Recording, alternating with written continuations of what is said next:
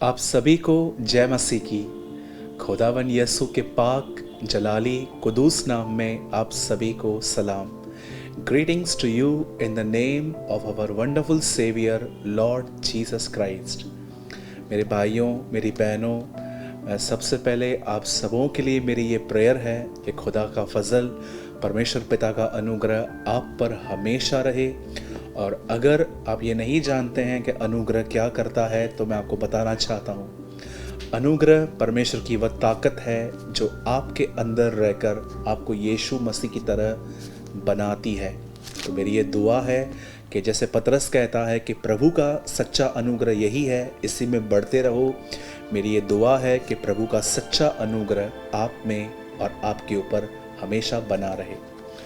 मैं सबसे पहले आप में से हर उस भाई, हर उस बहन को धन्यवाद करता हूँ और मैं आप सबों को अप्रिशिएट करता हूँ कि लास्ट टाइम आप में से जितने भी लोगों ने क्वेश्चन 5 का जो इसके विषय में था कि जब यीशु मसीह याईर की बेटी को ज़िंदा करने के लिए गए थे, आप में से जितने भी लोगों ने आंसर्स किए और मैं आप सबों को अप्रिशिएट करता हूँ कि आपने अपना समय निकाला, आपने स्टडी की और प्रभु ने आपको उत्तर बताया।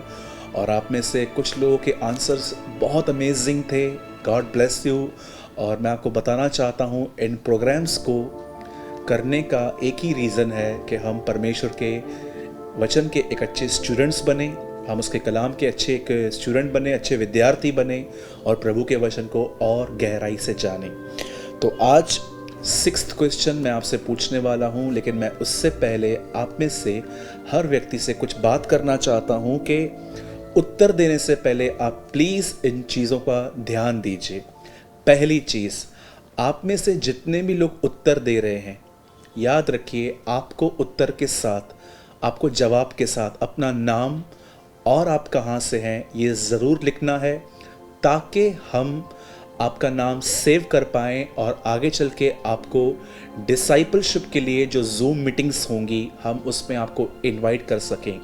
और आई एम वेरी सॉरी अगर आप आंसर में अपना नाम और अपने शहर का नाम नहीं लिखेंगे, तो I am really very sorry. हमारी तरफ से आपको कोई भी रिस्पॉन्स नहीं मिलेगा, क्योंकि हज़ारों मैसेजेस आ रहे हैं। लास्ट टाइम भी जो क्वेश्चन मैंने पूछा था, बहुत सारे हज़ारों में आंसर्स आए हैं। इवन हमको रिप्लाई करते करते जब हमें दिख रहा था कि कुछ लोगों ने नाम और एड्रेस नहीं, जस्ट आप कहाँ से हैं, किस सिटी से हैं देख आप आंसर कर रहे हैं, सिर्फ इतना लिखना है ताकि हम आपके नाम को सेव कर पाएँ आपकी सिटी के साथ और हम आपको आगे चल के जूम मीटिंग्स में इनवाइट कर सकें। और अगर आप अपना नाम और अपने सिटी का नाम नहीं लिखेंगे तो I am really very sorry, आपको हमारी तरफ से रिस्पॉन्स नहीं मिल पाएगा।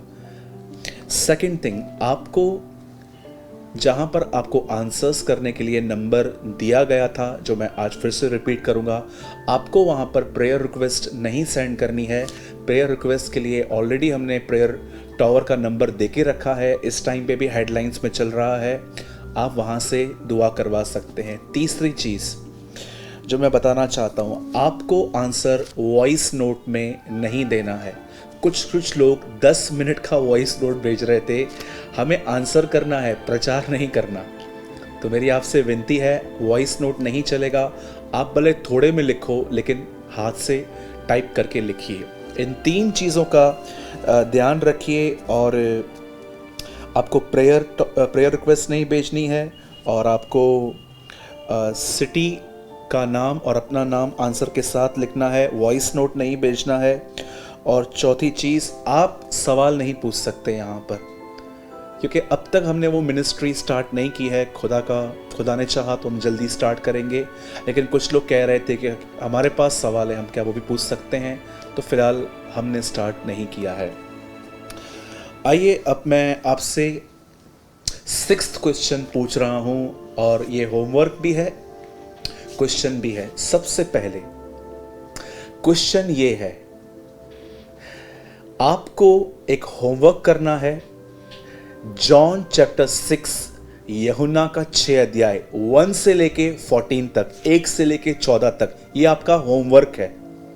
और जब आप इसको पढ़ेंगे तो आपको एक चीज मिलेगी कि यहां पर यीशु मसीह ने 5,000 लोगों को खाना खिलाया, पर यह खाना जो था किसी बच्चे से लिया गया था और उसको फिर मल्टीप्लाई किया गया था मछली और रोटी को। आप सबने ये पढ़ा होगा।